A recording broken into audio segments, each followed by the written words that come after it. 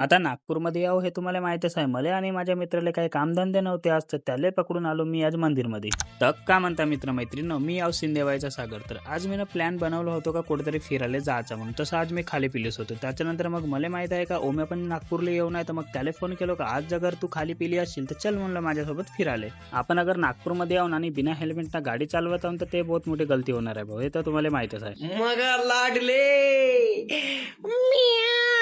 मग ओम्याच्या रूमकडे आलो. त्याच्यानंतर त्याला पकडलो आणि मग निघलो आम्ही जायसाठी. तर जाता जाता मग म्हणलं आता आपला पेट पाणी होतच राहते, पण कधीतरी गाडीचाही करून घ्यावं म्हणलं. टंकी फुल तर नाही केलं, पण टाकून टाकलो आता जेवढा आपल्या त्यांना जमते तेवढा. सुरुवातीला तुम्हाला फक्त मंदिर दाखवलं होतं, पण नाव नव्हतं सांगितलं. तर मंदिराचं नाव आहे श्री स्वामी नारायण मंदिर, जे आहे नागपूरमध्ये.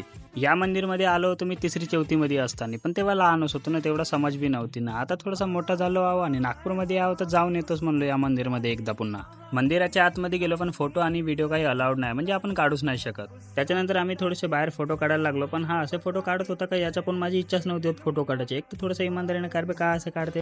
तर चला मग भावांनो, आजच्यासाठी एवढंच. तर भेटू पुढच्या ब्लॉगमध्ये.